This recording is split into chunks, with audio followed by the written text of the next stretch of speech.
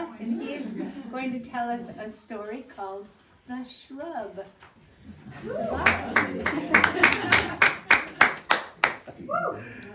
It's a hard one to come after.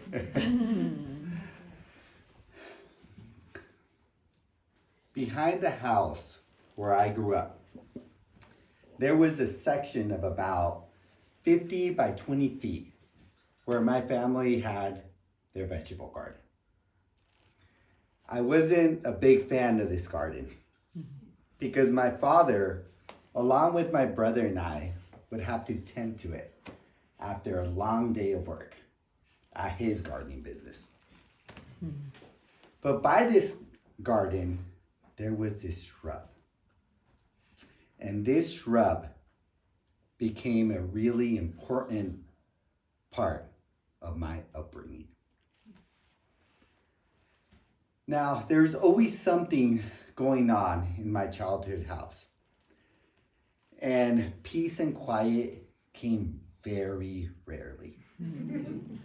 I shared a room with my brothers, and we regularly had either my grandparents, my uncles, or my cousins living with us in our room. People would always come by either for a party, to say hi, or even for my father to cut their hair. While I enjoyed the noise and the chaos, there were times where I wanted to escape. I would stare at this shrub and I would imagine, how could I cut the middle section? It was a little taller than I was, but I decided that it was definitely big enough to hold my blanket, my toys, and a candle. Over time, in my imagination, this became a place of my own. I tried to carve the middle section, but it didn't work. I tried again and again. My hands were not strong enough. As I got older, I forgot about my room. I was 31 and a newly single father when I finally got my own place. This was a very important time in my life. I had just separated from my partner of 7 years. And during this time, I had lost my mom. In my new home, time felt at a standstill for the first time. And it felt so good. I had time to think and reflect. I had my own bedroom. I bought my first mattress. I got my first couch. And I had a place to play guitar again.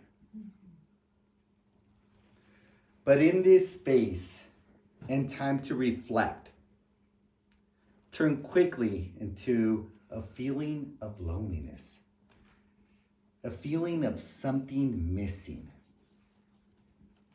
I found that I couldn't even decide how to decorate my house or choose what I needed for it. So my sister, my friends, and my family began to come by and help.